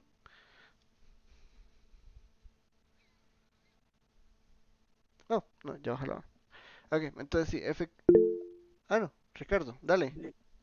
Ay, yo estaba hablando con el micrófono apagado, Ah, está bien, perdón. dale. Era, sí, lo mismo que parecido a lo que dice Matilde, Ujú, que es como ya aunque la consecuencia del pecado era la muerte y saber que están en estado de muerte, decir que hay gente que son que son todos los vivientes, es decir, en medio de la muerte que haya vida, eso es una demostración de fe y de arrepentimiento, porque sí es creer, mejor dicho, es tener fe. Una cosa que alguna vez así pensando y reflexionando es que nadie quiere a Eva. Yo creo que tal vez ya algunas personas me escucharon en que yo alguna vez yo manifesté esta reflexión y nuestra cultura pues hispana que es católica, ¿no?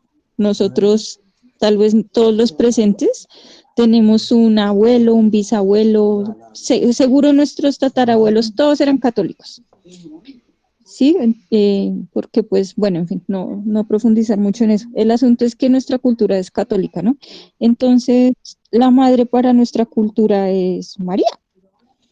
Y resulta que a Eva nunca se la considera como la madre y la madre de los vivientes, nunca se le da ese honor a Eva, sino a María. En cambio, a Eva hay como que, uy, no, es que Eva es como lo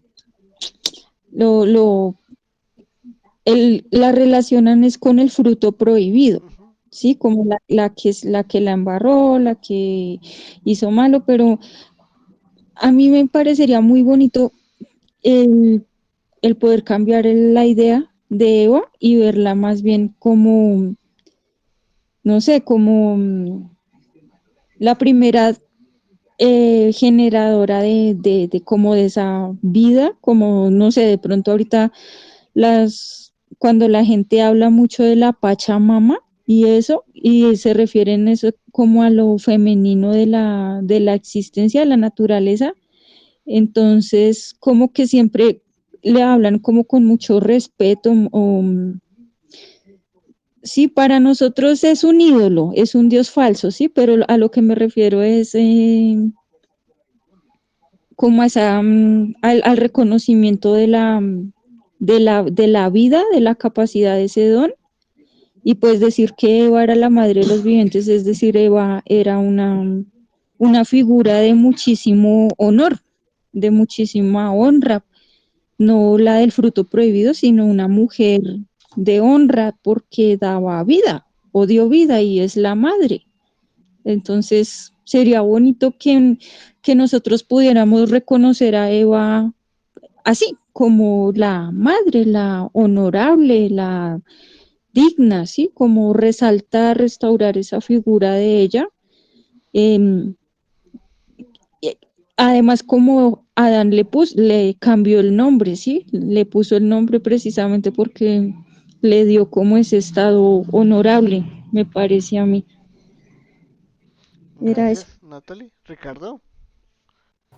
No, creo que estamos ahí en el mismo, en la misma sintonía leí aquí en la Biblia de Estudio de la Herencia Reformada, dice, madre de todos los vivientes, Eva significa literalmente vida. Ujú. Su nombre expresa la esperanza de Adán en la promesa de Dios, de Génesis 3:15. Muchas gracias, Ricardo. Efectivamente, eh, como Mariana dijo, como Mati dijo, como Ricardo dijo, que le haya cambiado el nombre a Eva es una prueba y una muestra de arrepentimiento.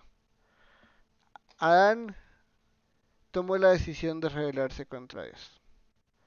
Adán tomó la rebelión consciente e informada de decir, prefiero mi reino al reino de Dios, prefiero determinar yo qué es bueno y qué es malo, prefiero determinar yo subjetivamente lo que me conviene a mí y no irme por el lado objetivo de la verdad divina. Pero de aquí en adelante dice, ya probé por un tiempo lo que es el pecado, ya probé por un tiempo lo que es la autonomía moral, lleno de culpa y vergüenza. Veo que Dios me da lo que no merezco, veo que me castiga menos de lo que realmente merezco y que Él me promete. Sí, y esta es la palabra en hebreo, hey, vida, como dijo Ricardo. Esta es la palabra vida. Le cambia el nombre de varona a vida. Porque ella es a través de la cual se pueden tener hijos, de la cual a través se puede hacer simiente. Tristemente eso va a incluir la simiente de la serpiente y la simiente de la mujer. Pero es confianza de Adán en la promesa. Él lo hizo mal, pero se arrepiente. Eso es bello, entender, porque a veces, como dijo Natalie, tachamos a Eva, pero no solo a Eva, sino a Adán y Eva de los peores de los peores. ¿Sí? Si Adán y Eva no hubieran existido, todo estaría bien. Si hubieran sido cualquier otro, hubiera sido un mejor mundo, pero la verdad es que no. Vamos a ver que el mejor mundo es el que viene. Si el mundo que existe ahora fuera sin pecado y Adán y Eva hubieran tenido una mejor decisión, nos hubiéramos perdido de un mundo que ni nos imaginamos, porque la nueva creación es algo demasiadamente, infinitamente superior comparado a esta antigua creación. Incluso una creación, antigua creación sin pecado no se compara a la nueva. Así de maravillosa es la nueva. Pero yo sí creo, y estoy de acuerdo con Natalie, que deberíamos restaurar la mala imagen que tenemos de Adán y Eva. No solo de Eva, sino de ambos. Porque así como ellos son los primeros rebeldes, ¿sí? O sea, eso no lo podemos negar, ¿no? En ellos y a través de ellos todos somos rebeldes. Pero también son los primeros que se arrepienten. Sí. Y esa es una realidad que tristemente la mayoría de la humanidad nunca sigue. Sí. Todos somos rebeldes en Adán y todos seguimos ese camino de rebeldía, pero pocos siguen el camino de arrepentimiento de Adán y Eva. Y ellos sí son héroes de la fe. Eso es algo real. Y yo sí creo y considero que podemos aprender mucho de Adán y Eva porque se requiere bastante fe para arrepentirse de algo tan tremendo. Porque si ellos entienden, y digamos, la mujer engañada, pero entiende a algún grado lo que está haciendo y la realidad que está haciendo, y el hombre por encima de todo, ¿sí? Porque él tuvo una relación con Dios pactal, única, que nadie nunca había tenido antes de él. Corona de la creación, él entiende su rol, él habla con Dios, sí, él habita en la presencia de Dios. Nosotros no hemos habitado en la presencia de Dios. Claro, ahora la presencia de Dios habita en nosotros como templos temporales mientras llega la nueva creación. Pero no vivíamos en el mismo estado que Adán. La nueva creación va a ser un estado superior de vivir en la presencia de Dios. Pero él entendía todo eso y él se revela cósmicamente.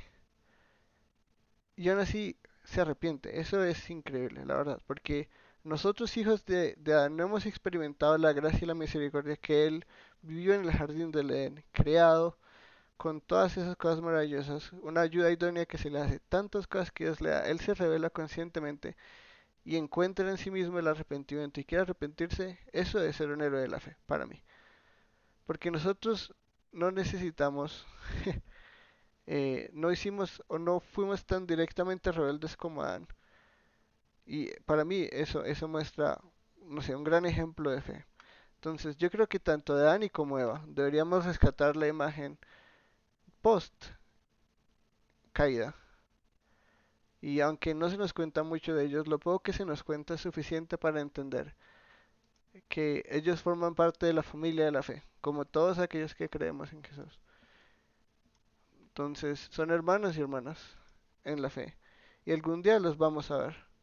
Y eso es muy bello. Porque los primeros rebeldes fueron los primeros justificados por fe. Eso es misericordia divina. Pero bueno, entonces tenemos el arrepentimiento del hombre y finalmente tenemos el arrepentimiento de la mujer.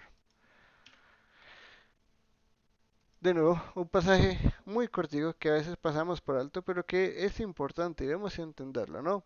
Entonces, el hombre se arrepiente y inmediatamente se une a la que ahora se llama vida, ¿no? Su mujer. Y ella concibió y dio luz a Caín. Caín significa lanza y ya veremos por qué es un nombre curioso para ponerle un hijo y que es muy de acuerdo a lo que va a pasar en la historia. Hay que pensar muy bien los nombres que le ponemos a nuestros hijos, no sea que luego terminen como Caín. Y este es el versículo que muestra el arrepentimiento de Eva. ¿Dónde ustedes creen que está el arrepentimiento de Eva en esto? He adquirido varón con la ayuda del Señor.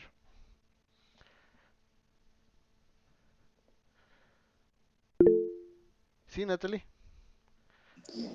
Pues ahí es como supremamente fácil encontrarlo, ¿no? Porque dice con la ayuda del Señor es como diciendo reconozco la voluntad o la soberanía de Dios.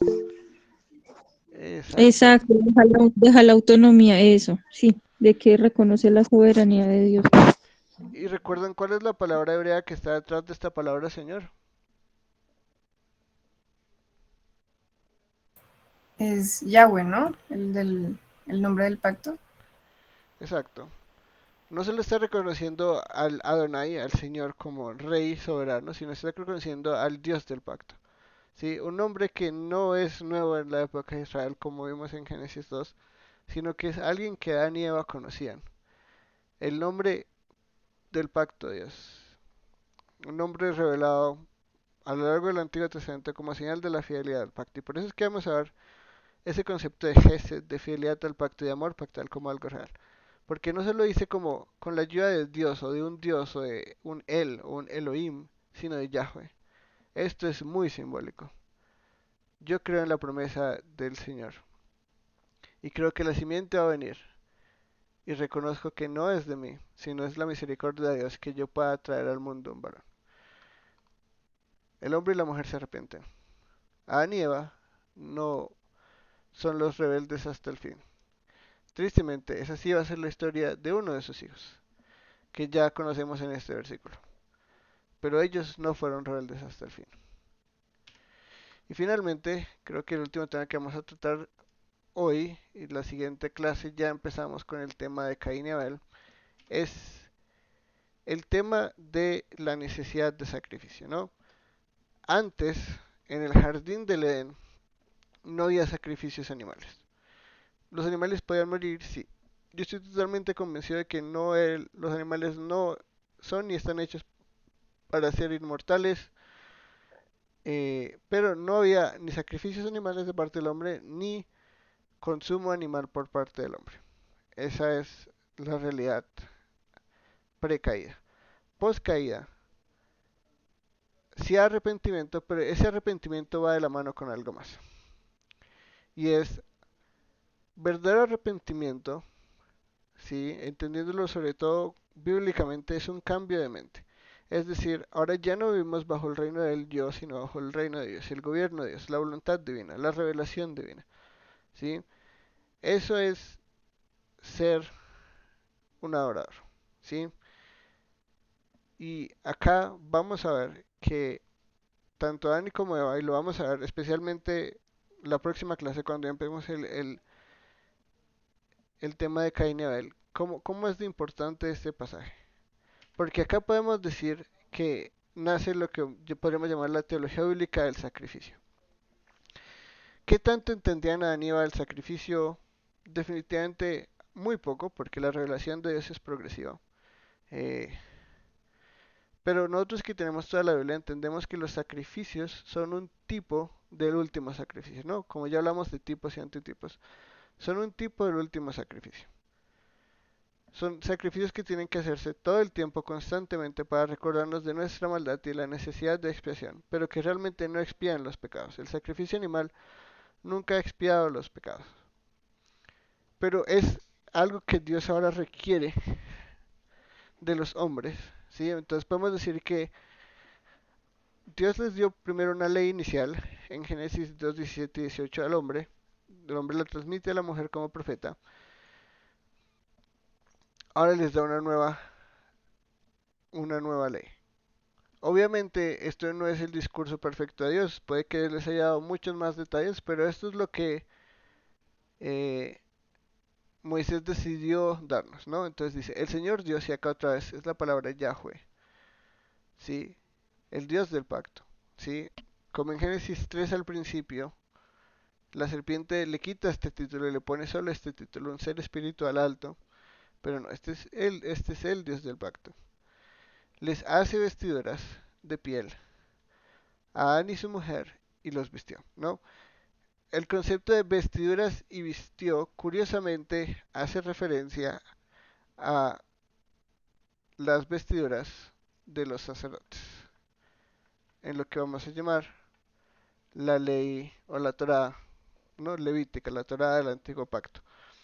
Estos dos conceptos son los mismos y a la mente de la audiencia original, porque no sabemos realmente cuándo se escribieron los libros de Génesis a Deuteronomio específicamente, pues obviamente antes de la muerte de Moisés, pero no específicamente en qué periodo. Pero ya había sacerdotes, es lo más probable, ya había sido establecido todo el culto y todo el rito israelita en ese momento. Entonces, cuando ellos leían, y esto usualmente se leía en voz alta, porque así es como funcionaban las cosas en esa época, no había libros, no había rollos individuales, la oración era corporativa, y eso es muy importante, ¿no? Lo vamos a estudiar cuando lleguemos a la historia de Israel. No hay oración, la oración individual siempre, o sea, sí hay una realidad individual de oración, pero la oración colectiva es algo importante para eso. Pero luego vamos a ver eso. El caso es que les da vestiduras de sacerdotes, ¿sí? Para la audiencia original eso era obvio, para nosotros no, porque uno, no estamos leyendo el texto en hebreo, dos, no somos personas del pueblo de Israel en esa época, pero esto es ah, sí, esto es una referencia directa a la mente de los lectores a lo que es el culto sacerdotal. Entonces tenemos sacerdotes, y los sacerdotes ya tenían la ley probablemente, si por lo menos no totalmente escrita, ya oralmente transmitida, y una tradición oral ya estaba presente. Pero sabemos y entendemos que el rol de los sacerdotes en Israel está muy relacionado con el tema de sacrificios, ¿no? Eso es algo que para todos nosotros, si no somos nuevos creyentes o venimos de otra religión, es algo muy claro. Sí, los sacerdotes y los sacrificios son términos muy relacionados en el Antiguo Testamento, no siempre de forma positiva, ¿no? Como vemos en muchos de los profetas, muchos sacerdotes cumplen todos los rituales, pero no adoran a Dios en verdad. Pero, eh, entonces vemos el término de sacerdocio y el término de sacrificio muy relacionados. Y lo vemos aún más relacionado porque esto es piel, ¿sí? Estos no son hojas de higuera como las que ellos buscaron vestirse con, ¿no?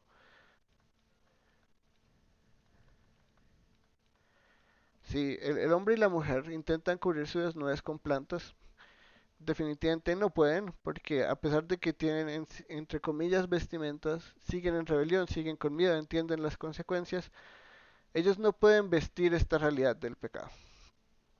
Simplemente no pueden, porque es algo que vamos a ver a lo largo del Antiguo Testamento. No es una realidad exterior que podemos cambiar, sino una realidad interior, ¿sí? Que refleja lo exterior. Como dirá Jesús después, no es lo que entra al hombre, sino lo que sale del hombre, ¿sí? Ahí es donde está el verdadero problema. No en la realidad externa, sino en la realidad interna. Pero entonces, ellos intentan vestirse, no pueden, pero Dios, de nuevo, y esto es misericordia, porque esto es antes de los pasajes de arrepentimiento. eh, Pero entonces Dios los hace sacerdotes, ¿no? Creo que eso es claro. Ellos ya eran sacerdotes, reyes y sacerdotes, pero vamos a ver que con la caída del hombre ese pacto es transgredido y las cosas cambian. Ya no somos reyes y sacerdotes de Dios y eso no va a ser restaurado hasta Jesús. Finalmente van a haber pactos en el camino que nos dan más información o temporalmente nos restauran, pero luego lo vuelven a romper, incluye el antiguo pacto. Pero entonces conservan ese rol de sacerdotes y ahora vienen con algo que es sacrificio, ¿no? Porque esto es piel y con la piel viene el concepto de sacrificio. ¿Cómo sabemos que Adán y Eva entendían que debían sacrificar y que había un concepto de sacrificio? Porque eso es lo que transmiten a sus hijos. ¿Qué es lo primero que nos cuentan de Abel y de Caín cuando son grandes que ofrecen ofrendas? ¿De dónde sacaron esa idea? Ellos mismos dijeron, sería una buena idea hacer ofrendas. No. ¿Quiénes eran sus fuentes de información, de tradición, de la revelación divina? Su padre y su madre. Y eso vemos que muestra que ellos entendían esta realidad, ¿no? Y que Abel entendió esta realidad y tuvo fe, y que Caín entendió esta realidad y quiso hacer lo opuesto. Pero entonces ellos siguen siendo sacerdotes del Dios, del gran Yahweh, ¿no? Pero ahora hay un nuevo ritual, podemos decirlo. Empieza y acá nace el concepto de sacrificio. Ellos entendían que iba a haber un último sacrificio por todos los pecados, definitivamente no. Entendían que iba a haber un hijo de ellos de la promesa y que ahora, como consecuencia del pecado, hay una nueva forma de orar a Dios, que es a través de sacrificios animales. ¿Sí? No consumían carne, entonces probablemente simplemente eran sacrificios que se ofrecían completamente con carne y todo. Pero ellos entendían esto y ellos lo van a transmitir a sus hijos y va a salir el culto de adoración a Yahweh, ¿no? Y esta es una tradición que obviamente luego con el tiempo va a ser corrompida y ya no vamos a ver sacrificios solo al Dios Santo, sino que todas las civilizaciones primitivas van a tener esa cultura de sacrificio a las deidades como un rito de, de adoración. Y creo que eso nos muestra evidentemente, no solo en el antiguo Medio Oriente, aunque este es el contexto de ellos, sino que realmente si uno hace un estudio de las civilizaciones primitivas, el concepto de sacrificio está intrínsecamente relacionado con el concepto de religión. ¿De dónde sacaron esa idea ellos? Yo creo que de Aníbal. Yo creo que sí, tristemente, el pecado cambia eso y empezamos a dejar sacrificar al Dios vivo por sacrificar a dioses paganos, en nuestro contexto americano, precolombino, al Dios Sol, ¿sí? Y a Dios Luna y un montón de cosas que no son reales, ¿sí? Que son simplemente criaturas. Pero está el concepto de sacrificio y eso hasta hace un par de, bueno, hasta que cae el segundo templo y con el nacimiento del islamismo va cambiando mucho. Pero que es algo que era muy común a las religiones humanas, todas las religiones humanas lo tenían. Y era parte de eso, ¿no? Parte de su culto y oración religiosa. Entonces creo que definitivamente en el contexto de Medio Oriente eso era muy claro para ellos. Ellos no tienen conocimiento de América y de todo eso, como nosotros ya tenemos en nuestra época. Pero nos muestra que el concepto de sacrificio sí es una tradición humana de los primeros sacerdotes, de los primeros hombres, el primer hombre y la mujer de fe, de los primeros seres humanos arrepentidos, que ahora entienden el concepto del sacrificio como algo repetitivo y necesario para orar al Dios vivo. Probablemente en el contexto histórico era mucho más claro, probablemente Dios les dio instrucciones de sacrificio que nosotros no tenemos, pero que tal vez son las mismas que se van a repetir en la ley levítica. Pero Moisés nos muestra claramente estas palabras que nos llevan que llevan a la audiencia original, los sacerdotes que ellos ven y que Moisés les ha establecido en la ley. Y la necesidad de sacrificio y las pieles con las que los viste que hacen referencias a las vestiduras sacerdotales, ¿no? Entonces, vestiduras sacerdotales, sacrificios y expiación, ¿no?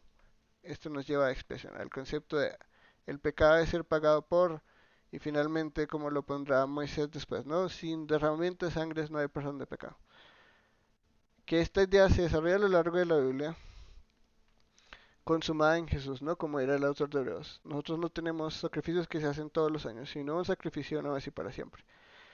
Eso es teología bíblica de sacrificio. Ustedes pueden estudiar desde aquí en adelante sacrificio a lo largo de la Biblia y van a encontrar esa realidad en Jesús. Finalmente, nosotros nos vamos a enfocar en el reino de Dios. Entonces no voy a tocar todos los temas en profundidad. Eh, pero al menos les voy a dar como unas pequeñas introducciones a cada tema y si quieren profundizar ustedes en una teología bíblica de un tema en específico, yo estoy más que feliz de darles recursos o ayudarlos para que desarrollen todos estos temas. Pero entonces, acá terminamos Génesis 3, la misericordia de Dios en la condenación que el hombre merecía no les da gracia, les da la oportunidad de salvación y es de arrepentimiento. El hombre y la mujer se arrepienten, son sacerdotes ahora, deben sacrificar, las cosas han cambiado, el mundo post caída, post rebelión no ha sido el mismo mundo que disfrutaron antes, ellos entienden eso. Las consecuencias, el castigo no les son removidos por el arrepentimiento que tienen, lo que muestra que ellos están dispuestos a vivir con esas maldiciones, bueno, con la maldición de la tierra Adán, con los dolores de parto aumentados Eva, con ese trabajo duro y el constante recuerdo de muerte y la consecuencia de muerte por culpa del hombre. Pero aún así se arrepienten y viven una vida dura definitivamente, no solo por sus propias luchas con el pecado y por la maldición de la tierra, sino porque sus hijos, tristemente, porque ellos vieron muchos de sus hijos, ellos probablemente vieron a sus tataranietos o aún más con vida. Eh, y vieron las consecuencias de su rebelión a un punto que ni ellos mismos experimentan, porque no, miren, desde aquí en adelante ellos van a empezar a arrepentirse, a vivir bajo el gobierno de Dios y a transmitir la revelación divina fielmente a sus hijos. Que eso muestra que ellos definitivamente dicen, lo hicimos mal, vamos a arrepentirnos y vamos a cambiar nuestra forma de ser y vamos a vivir como se supone que debíamos vivir al principio. Pero el mundo ha cambiado y las cosas son diferentes. Y acá termino tema por la clase de hoy. En la siguiente clase vamos a ver la historia de Caín y Abel, cómo está relacionada con esto, cómo llego yo a la conclusión de que el Génesis 4:7 está relacionado con esto, porque este es el tema, ¿no? Sacrificio, arrepentimiento y vivir bajo el gobierno divino. La simiente de la mujer y la simiente de la serpiente, desarrolladas en Génesis 4.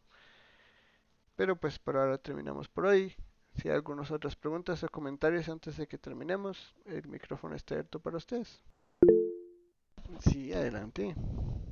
Bueno, con un comentario, Daniel, pues que para mí ha sido útil, bueno, aunque claro, manejar el hebreo a profundidad es toda una disciplina, ¿no? Pero creo que independientemente, digamos, de las traducciones de la Biblia, sí veo con mucho valor poder al menos usar las herramientas que hay en español para ver la Biblia interlineal en hebreo, ¿no? Ujú. Y por nuestra propia cuenta, pues a mí me sigue sorprendiendo, yo no lo había visto de Génesis 4:7, ¿sí? Con la historia de Caín, que nosotros mismos podemos ir allá y ver que donde se dice el pecado, ¿no? Y uno va pues a la palabra 24:03. También están esos significados de sacrificio y de expiación, ¿no? A pesar de que todas las Biblias en su traducción utilizan pecado, pero ninguna usa sacrificio, aunque el hebreo lo considera. Entonces, me parece pues de gran valor que tengamos esas herramientas y nosotros podamos hacer esos estudios, ¿no? Autónomamente hermenéuticos, utilizando el hebreo y pues las herramientas que tenemos hoy a la mano en el Internet. Sí, sí, así es. Y si necesitan recursos, pues con mucho gusto. Ahorita les compartimos los links en el grupo de WhatsApp. Y Ricardo, No, muchas gracias. Sí, siempre pensaba ahí en Génesis 3:15 que hablamos de promesa, ¿no? Aunque realmente lo vemos en el contexto de un juicio y ver ese juicio, misericordia como nos lo mostrabas, qué hermoso es la misericordia de Dios y la paciencia con nosotros, ¿no? Que cuando nos podemos poner en la situación de Adán y Eva, creo que difícilmente hubiéramos obrado de manera diferente. Y qué bueno que tenemos un Dios misericordioso. Ay, sí, qué buen tratamiento, gracias. Sí, definitivamente.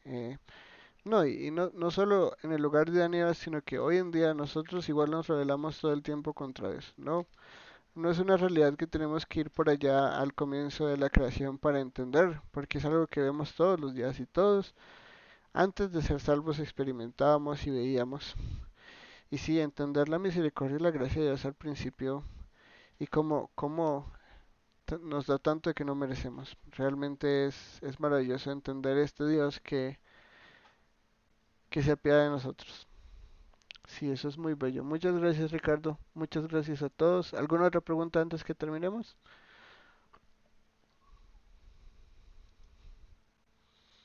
Listo, entonces dejamos así por hoy.